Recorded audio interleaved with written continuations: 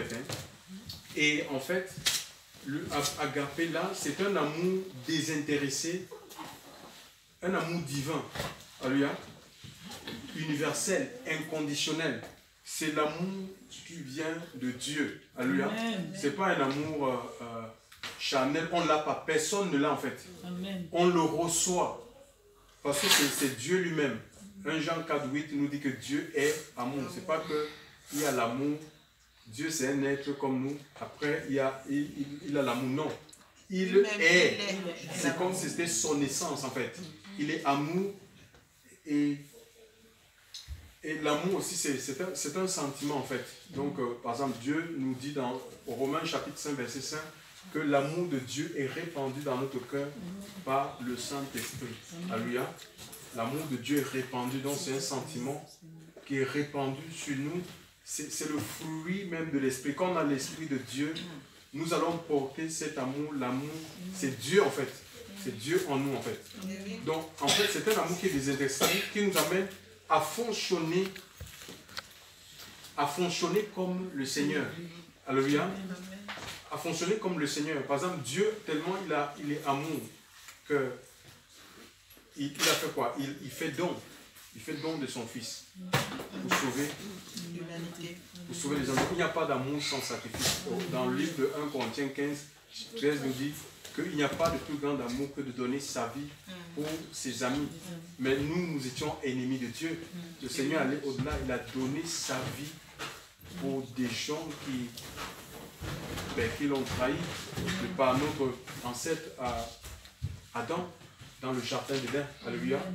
Tu vois, c'est un amour qui est capable de pardonner même ses ennemis. Nous voyons à la croix, hein, le Seigneur demande le pardon de ses... pardonne les cas et ça parce qu'ils font. Étienne avait reçu cet amour. Alléluia. C'est pourquoi face à ses bourreaux, les gens qui le lapidaient, il ne va pas demander vengeance, il ne va pas crier vengeance. Il dit, Père, ne leur impute pas ce péché. Alléluia. Reçois mon aide, ne leur impute pas. Donc on a la capacité, c'est l'amour de Dieu, ce n'est pas l'amour le héros, la philia, storgé là. Quand on nous blesse, c'est la vengeance en fait. Tu vois. Mais quand on reçoit l'amour du Seigneur, alléluia, on va opérer. On a besoin de cet amour. Pour opérer, on marche comme Christ. Alléluia. Amen. On marche comme le Seigneur. Alléluia. Amen. Parce que cet amour-là, c'est Dieu. Nous, dans 1 Corinthiens 14. Après, je vais parler sur 1 Corinthiens 14, 1 Corinthiens 13. 1 Corinthiens 13, il est dit, à partir du verset 4. Est-ce que quelqu'un peut lire?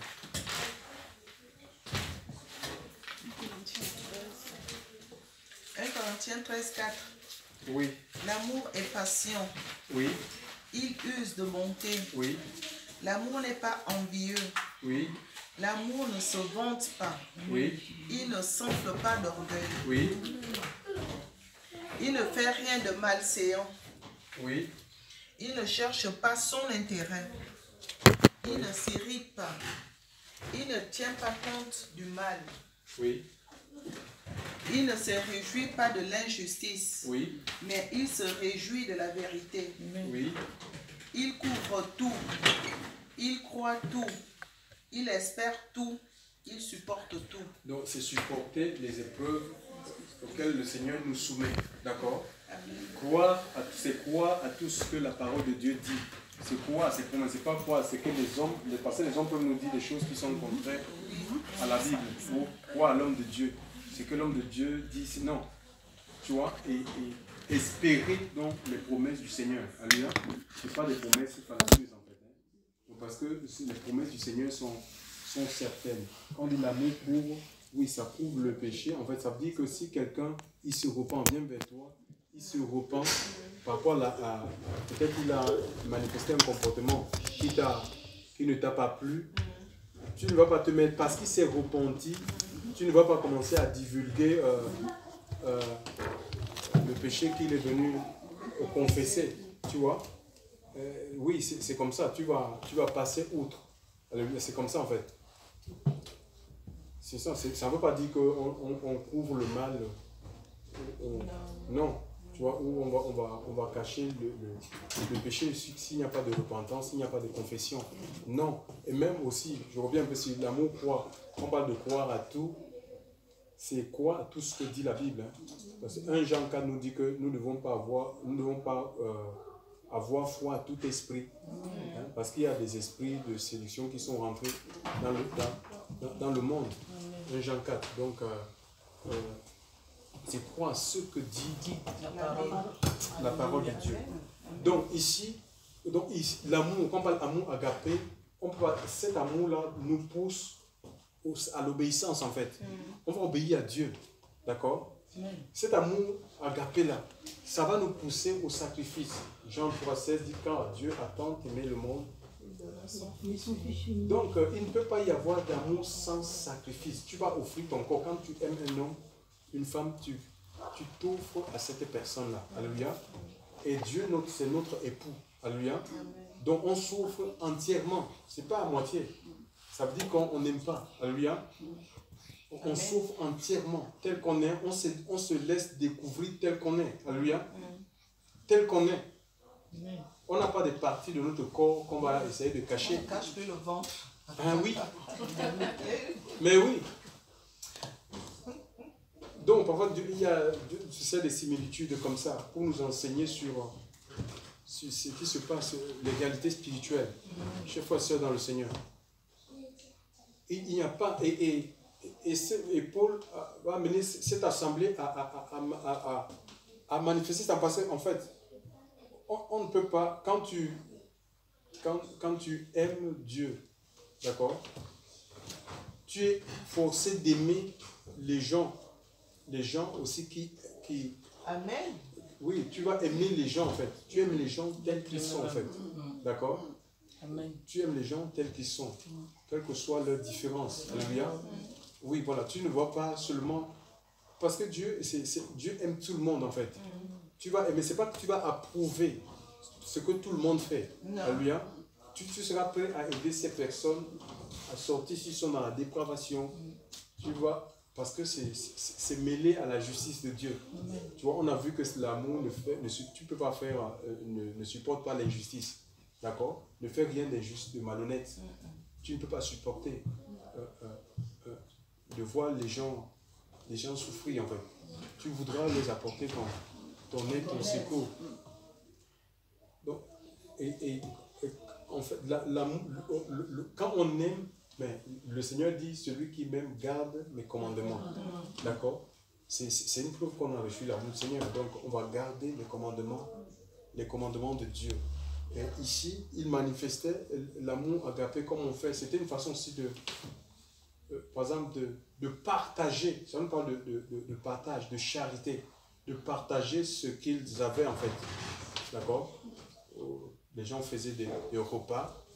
On voit que les gens faisaient des repas, ils se réunissaient.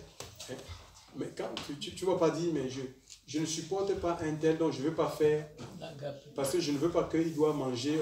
Oui, mais oui, quand il y a des agapés, il y a l'agapé, je ne viens pas parce qu'il y a certaines personnes que je ne supporte pas. Je ne viens pas. Il y a des gens qui fonctionnent comme ça.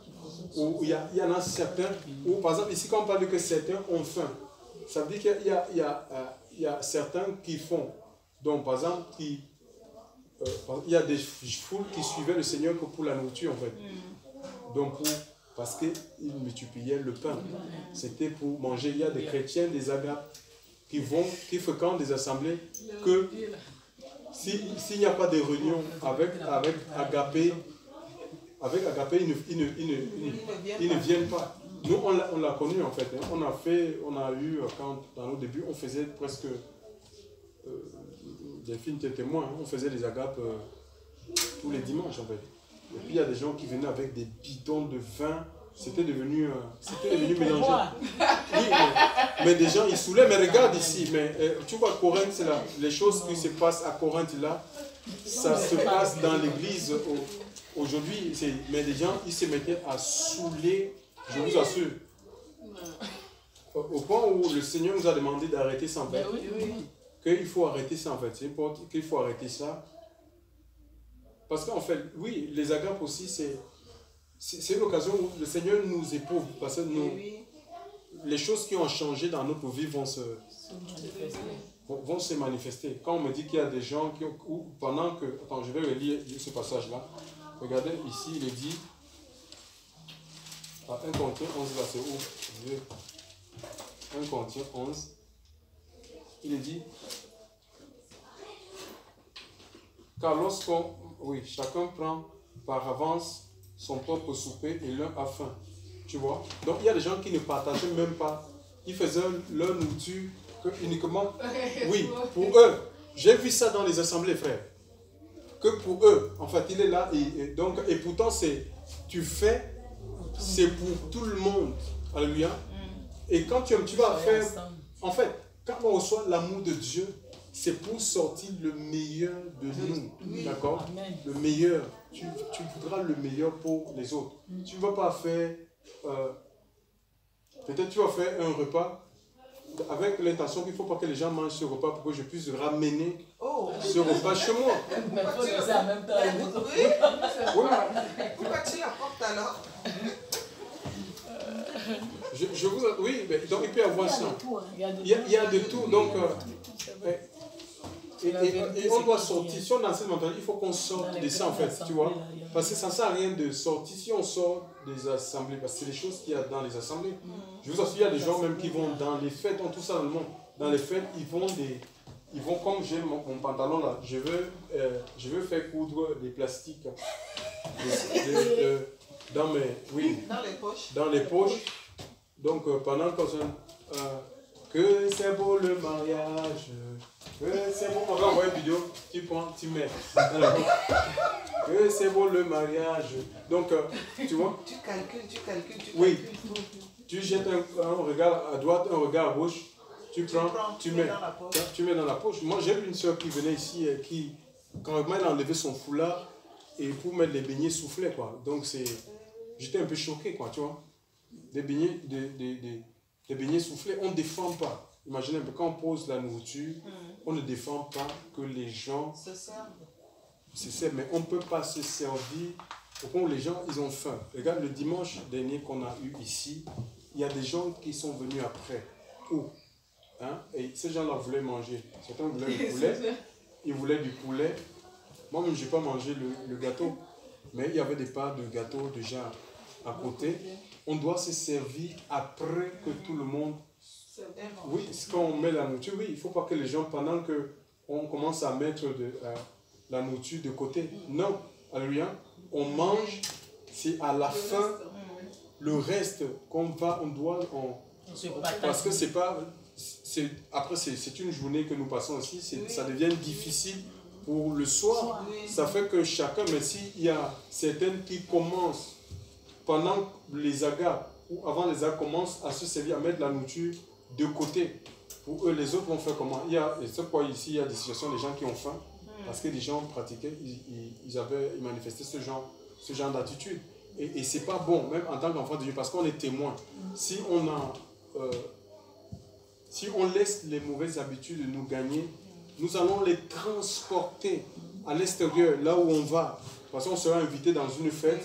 On va, même si on parle des gens de Jésus, du Seigneur, c'est bien. Mais en même temps, maintenant si on a posé des repas et on commence à prendre, à se servir, attends. Ils vont dire, mais les chrétiens, c'est même pas seulement toi, mais on va dire, mais oui, ce sont les disciples tels, ils suivent tels, c'est comme ça qu'ils font. Jésus était un prédicateur, un apôtre, un prophète, un évangile, mais c'était aussi un éducateur. Amen. Il éduquait les gens. Il disait, quand vous allez en fait, ne cherchez pas les premières places. Tu vois un peu? Il éduquait les gens sur les choses de la vie, chers frères et sœurs dans le Seigneur.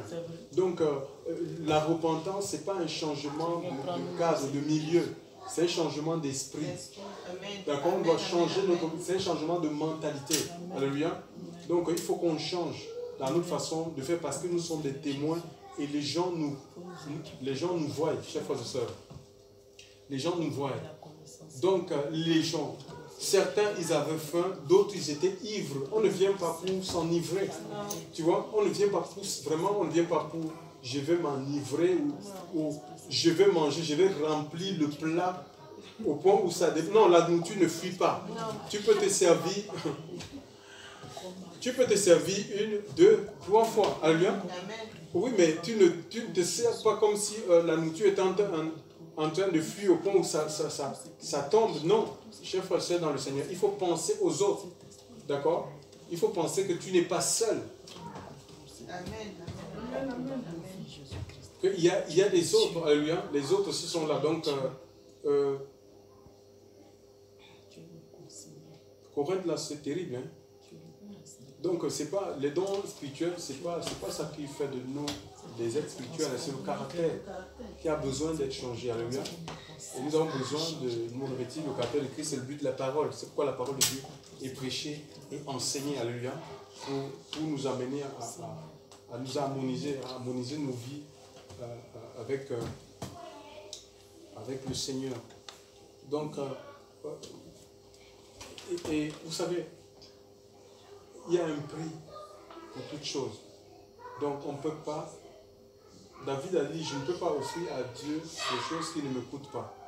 Quand on a l'amour du Seigneur, ce n'est pas les choses déchirées, les vêtements déchirés que tu vas donner à quelqu'un. Alléluia. C'est des choses qui te coûtent, des choses qui sont chères. Tu vas les acheter. Alléluia. Il y a le frère vendredi qui nous a prêché que si tu peux t'acheter toi une chaussure de 100 €, tu dois être en capacité. Si vraiment tu as reçu l'amour du Seigneur, tu es capable d'acheter aussi dans le magasin des choses qui coûtent cher à ton frère qui est nu. C'est pareil pour la nourriture. Tu ne peux pas aller, je ne sais pas. J'ai vu quelqu'un qui appartenait à une obédience. Nous étions dans un truc d'association. C'était la journée d'association. Son intervention était bien. Mais après, moi, je le vois à la télévision. C'est un journal, le journal de la région, en train de ramasser des invendus qu'on jette là-bas à la télé, hein, non, au marché Plan Cabane. Et il dit, oui, je vais prendre ça, je vais faire une soupe, et je vais inviter mes frères, on va manger. Ça t'a coûté combien? Alléluia. Ça dit, ce que tu dois offrir aux gens, ça doit être les mêmes choses que toi-même tu t'offres. D'accord? C'est ça l'amour en fait. Donc le Seigneur a donné son unique, Dieu a donné ce qu'il avait de meilleur, son fils. Alléluia. Abraham, quand il a reçu les étrangers, ils étaient même de passage, il est parti prendre le veau gras, alléluia, pour servir ces personnes. Parce que, frère, la qualité de l'offrande ou de l'accueil, ça révèle ce qu'on est en fait, ce qu'il y a dans notre cœur. Et parfois, c'est souvent la calculatrice. C'est souvent la calculatrice. On a plus la calculatrice à la place du cœur en fait. Alléluia. La calculatrice, quoi. Ça fait que tellement on est dans les calculs. On est dans les calculs. Et on doit être bon. C'est une façon de manifester la bonté en fait. Envers les frères et sœurs. D'accord? Je crois qu'il y a un Galates chapitre, on appelle ça comment? Il faut un équilibre. Hein? Galates 6.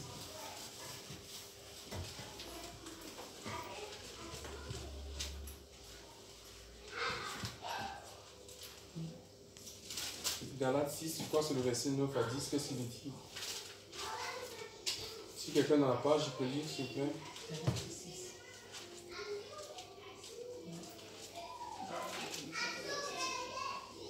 Galates 6, quoi? Le verset 9 à 10, qu'est-ce qu'il dit?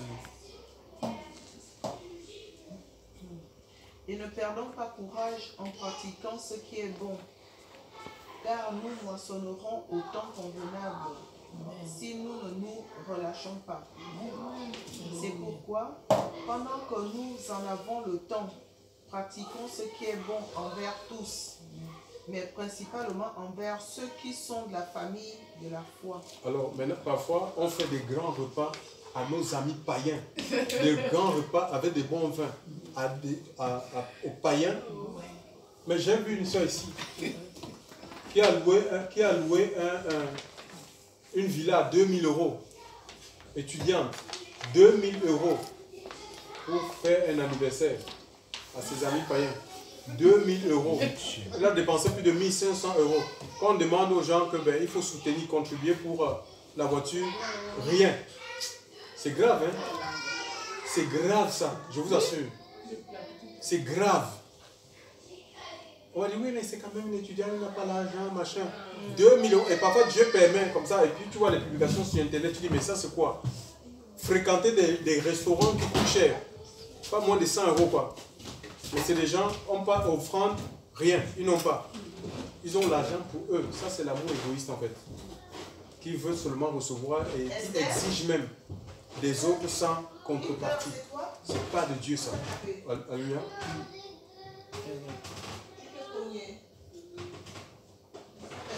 C'est grave. Il faut qu'on soit équilibré. Je ne sais pas la place. Donc, l'accueil, la qualité, l'offrande, ce que nous donnons, nous apportons, même en ce qui concerne les offrandes. Alléluia.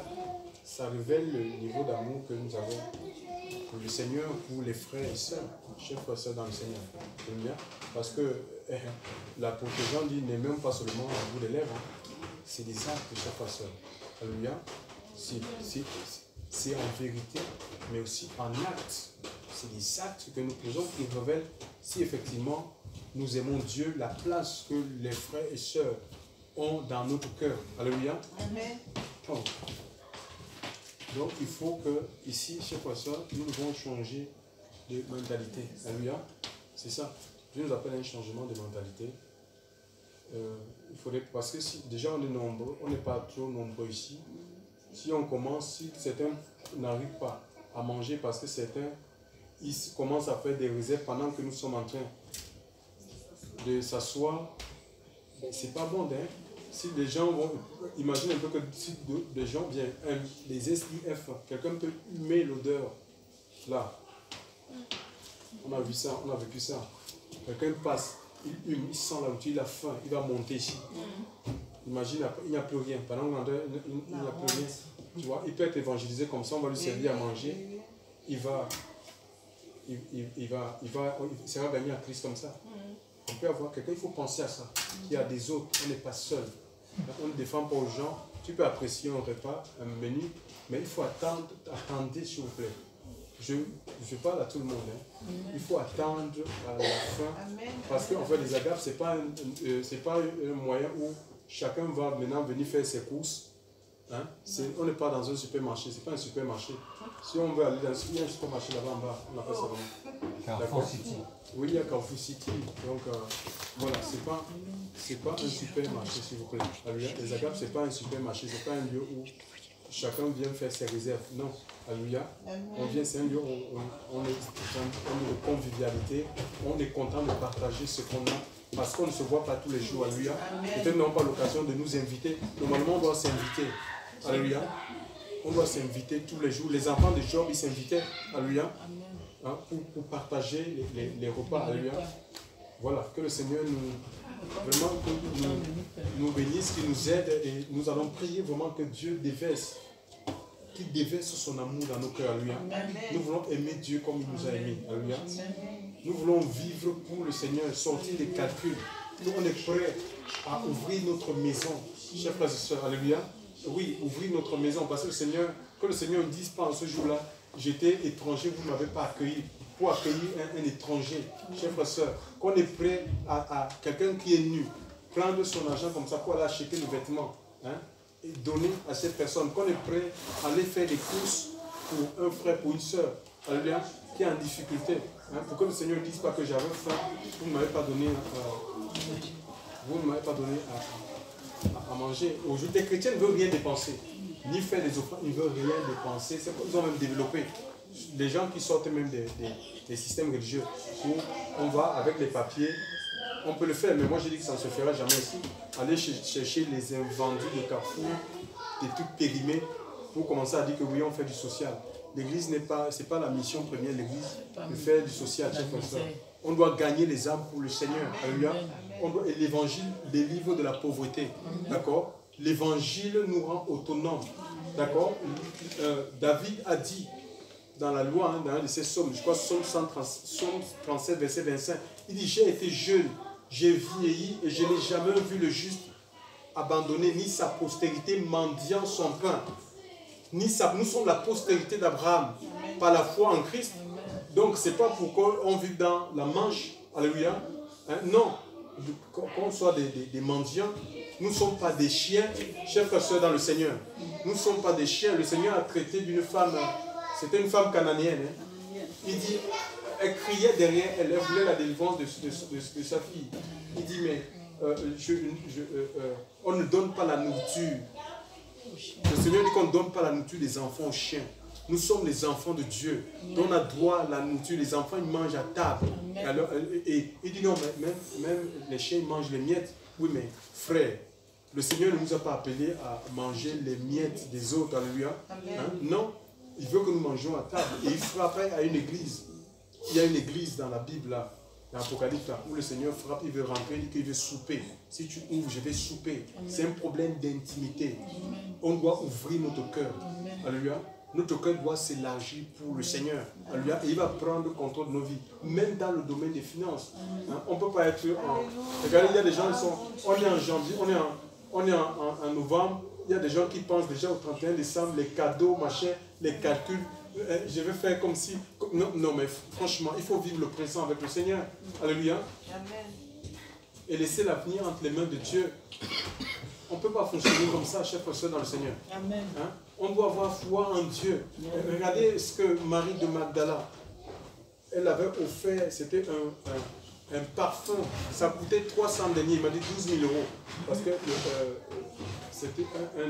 c'était 300 deniers, donc c'est l'équivalent, c'était le salaire annuel en fait. Hein. 300 deniers, un seul parfum.